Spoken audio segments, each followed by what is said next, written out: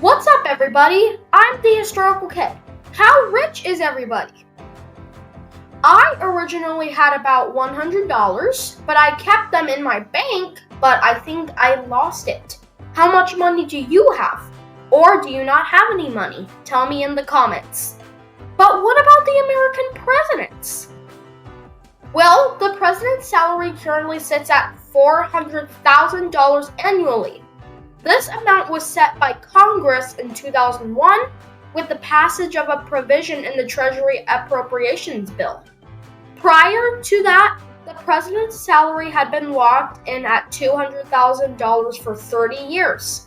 For example, Trump is a billionaire and he has over $3 billion and is the country's first and only billionaire president. With Trump making much higher claims, Trump received gifts, loans, and inheritance from his father. His primary business has been real estate ventures, including hotels, casinos, and golf courses. So Donald Trump is the richest president in American history. And today, we are going to learn about how rich was every president in American history. We will go in order from poorest to richest. Harry Truman. Most historians and accounts say he was our poorest president. As a young adult, Harry Truman had dreams of going to college, where he hoped to study law and finance. But his family's financial difficulties forced him to go work instead. His early jobs included working as a railroad timekeeper in the mailroom of the Kansas City Star and as a bank clerk in Kansas City. He also had to work on his family farm and had a failed hat shop. He was able to enter politics from his connections from his military service. His financial situation contributed to the doubling of the presidential salary to $100,000 in 1949. After he left the presidency, he was trying to struggle financially. Also because of that, Congress created the Former Presidents Act in 1958. And in 1966, at the bill signing ceremony, President Johnson enrolled President Truman as the first Medicare beneficiary and presented him with the first Medicare card. Calvin Coolidge. Before he entered politics, he had a career as a lawyer. In his post-presidency, Coolidge would continue to make a respectable, if not enormous, income from writing a magazine column and penning his autobiography. Woodrow Wilson. Though never exactly poor, America's 28th president came from modest means and stayed there, spending much of his career in academia.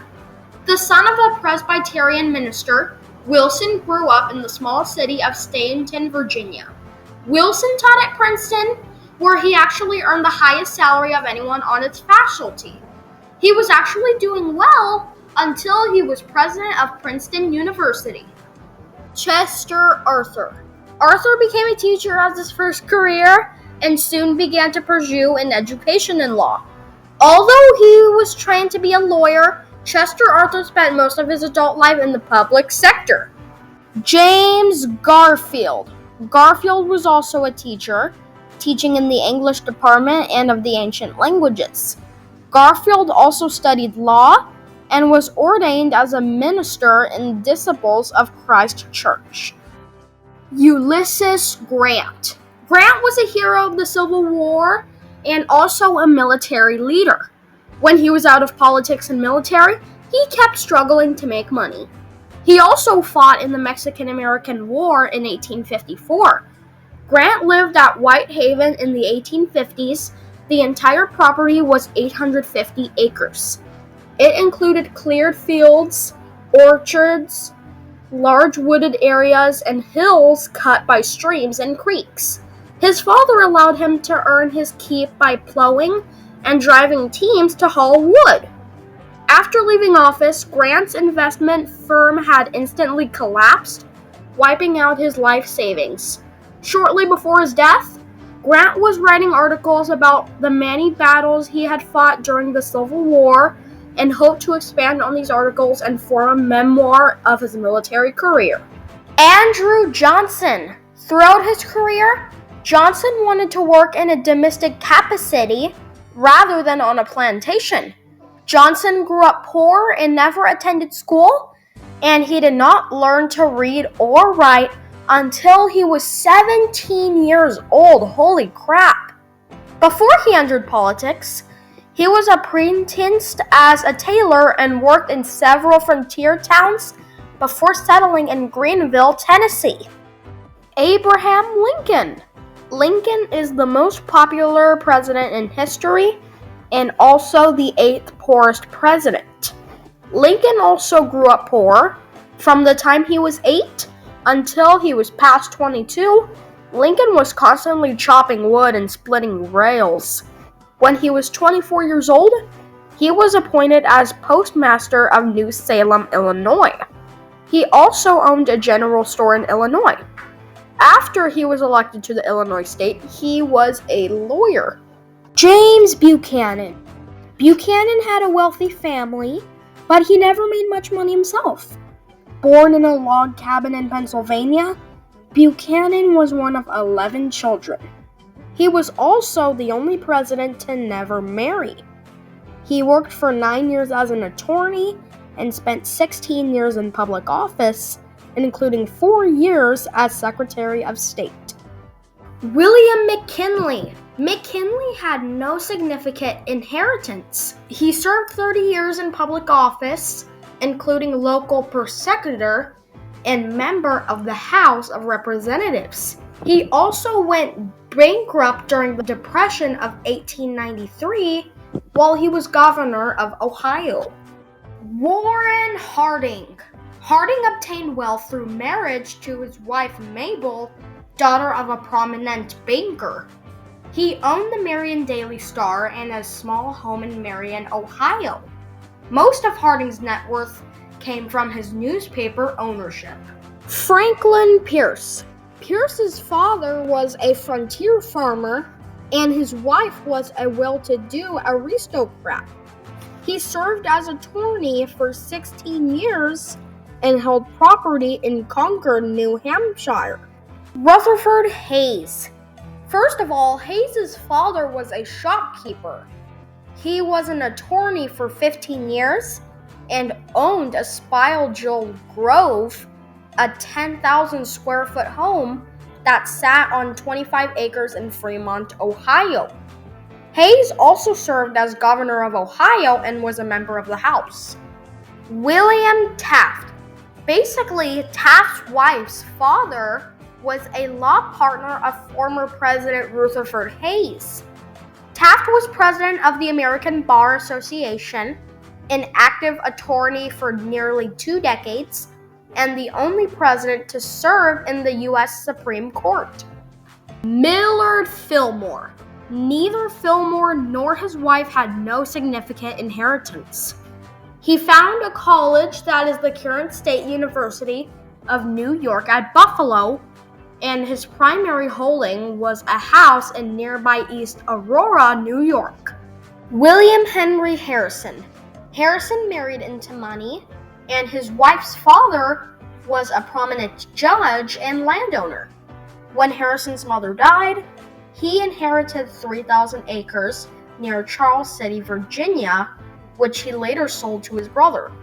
He also owned Grouseland Mansion and property in Vincennes, Indiana. Despite his assets, Harrison died penniless, causing Congress to create a special pension for his widow. Benjamin Harrison. Harrison had no significant inheritance of his own or from his wife's family. He was a highly paid attorney for 18 years and served as attorney for the Republic of Venezuela. Harrison owned a large Victorian home of Indianapolis, Indiana. Zachary Taylor. Taylor inherited significant amounts of land from his family, which at one point included property in Mississippi, Kentucky, and Louisiana. He made substantial money in land speculation, the leasing of warehouses, and investments in bank and utility stocks. Taylor owned a sizable plantation in Mississippi and a home in Baton Rouge. Gerald Ford. Ford had no inheritance, and he spent virtually his entire adult life in public service. Over the course of his lifetime, he owned properties in Michigan, Rancho Mirage, and Beaver Creek, Colorado. After he left the presidency, he made nearly $1 million a year from book advances and from serving on the boards of several prominent American companies. Jimmy Carter. Carter was the son of a prominent Georgia businessman. He was a peanut farmer for almost 2 decades. Carter left office deeply in debt, but made substantial sums from writing 14 books. Part of a family partnership that owns 2,500 acres in Georgia. Dwight Eisenhower. Eisenhower had no inherited wealth. He served the majority of his career in the military and 5 years as president of Colombia. Ike owned a large farm near Gettysburg, Pennsylvania. Joe Biden. President Biden is worth an estimated $10 million, up from $8 million when he took office. The increase has nothing to do with family business dealings in far-flung countries. Instead, he is getting richer by sitting on real estate. John F. Kennedy. Born into great wealth, Kennedy's wife was an oil heiress. His father was one of the wealthiest men in America and was the first chairman of the SEC. Almost all of JFK's income and property came from trusts shared with other family members. James Polk. Polk's father was a wealthy plantation owner and speculator. Polk made significant sums as Speaker of the House and Governor of Tennessee, and owned 920 acres in Coffeyville, Mississippi, as well as 25 slaves. Ronald Reagan. Reagan had no inheritance, but his first wife, an actress, had her own money. He was a movie and television actor for over 2 decades. Reagan owned several pieces of real estate over his lifetime, including a 688-acre property near Santa Barbara, California. Reagan was highly paid for his autobiography and as a GE spokesman. Richard Nixon. Nixon was born without any inheritance and was a public servant for most of his life, including a term as a senator from California. Nixon made significant sums from a series of interviews with David Frost and book advances. He sold his New York townhouse to the Syrian ambassador to the U.S. and purchased a large home in Saddle River, New Jersey. At various times, Nixon also owned real estate in California and Florida. John Adams. Adams received a modest inheritance from his father. His wife was a member of the Quincy's, a prestigious Massachusetts family. Adams owned a handsome estate in Quincy, Massachusetts, known as Peacefield, a working farm covering approximately 40 acres. He also had a thriving law practice. John Quincy Adams. Adams is the son of John Adams, and Adams inherited most of his father's land. His wife was the daughter of a wealthy merchant. He devoted most of his adult life to public service, notably after leaving office. George H.W. Bush. Bush was the son of a Prescott Bush, a Connecticut senator and successful businessman. Aided by his friends in the financial community, he made a number of successful investments. One of his major assets is his home and his more than 100-acre estate in Kennebunkport, Maine. Grover Cleveland. Cleveland's father was a bookseller and preacher, and his wife was the daughter of a wealthy lawyer. Cleveland served as an attorney for 12 years and also made significant sums on sale of his estate outside of Washington, D.C. He bought the Westland Mansion near Princeton, New Jersey. Martin Van Buren. Van Buren made substantial income as an attorney. He was one of only 2 men to serve as Secretary of State, Vice President, and President. He owned the 225-acre Lindenwold estate in New York. James Monroe. Monroe's wife was the daughter of a wealthy British officer. He made significant money during 8 years as president, but entered retirement severely in debt and was forced to sell Highland Plantation, which included 3,500 acres. George W. Bush. He was a successful businessman before becoming the governor of Texas. He made millions in the oil industry and even owned the professional baseball team Texas Rangers at one point. Bush has made tens of millions of dollars in speaking fees and a book deal since leaving office.